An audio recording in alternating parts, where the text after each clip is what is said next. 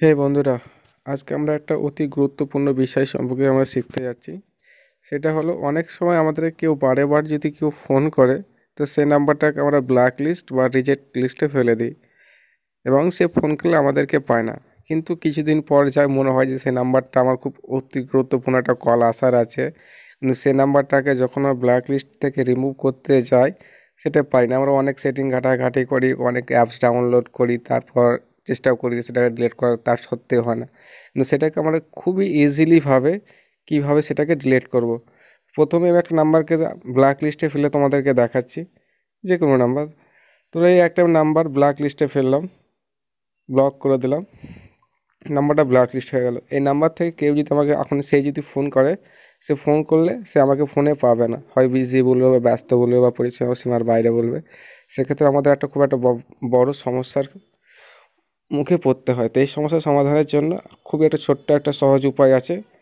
বেশিরভাগ মোবাইলের ক্ষেত্রে এটি রিমুভ করতে গেলে ফোন লগে আসার পরে ঠিক এই জায়গাটা বা ঠিক এই সার্চ বারটার কাছে তিনটে ফুটকি মতো থাকে, এই দুটো জায়গায় থাকে। ঠিক আমারটার ক্ষেত্রে এই থ্রি ডটস লাইন আছে, সে থ্রি ডটস লাইনে ক্লিক করব। যার ক্ষেত্রে উপরে থাকে সে উপরে ক্লিক করবে। তো আমি এই থ্রি ডটস লাইনে ক্লিক করলাম। ক্লিক করার পর তো একটা নতুন একটা পেজ খুললো। এই পেজের মধ্যে দেখো ব্ল্যাক লিস্ট দেখাচ্ছে। ব্ল্যাক লিস্টে আমি ক্লিক করলাম। ব্ল্যাক লিস্টের পর নাম্বার, ব্ল্যাক লিস্ট নাম্বারে ক্লিক করো। দেখো আমি যে নাম্বারটাকে ব্লক করেছিলাম সেই নাম্বারটা একটা দেখাচ্ছে। এই নাম্বার থেকে কোনো কল এসএমএস কিছু আসবে না আমার কাছে। তো এই নাম্বারটাকে ডিলিট করার জন্য আমরা কী করব, এই নাম্বারটার উপরে ক্লিক করলাম।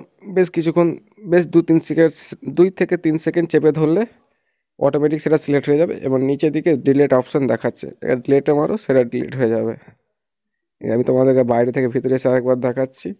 দেখো শর্টকাটে, দেখো নাম্বারটা আর নেই।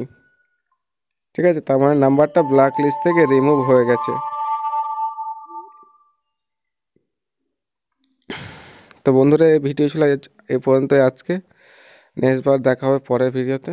আশা করি সবাই ভালো থেকো।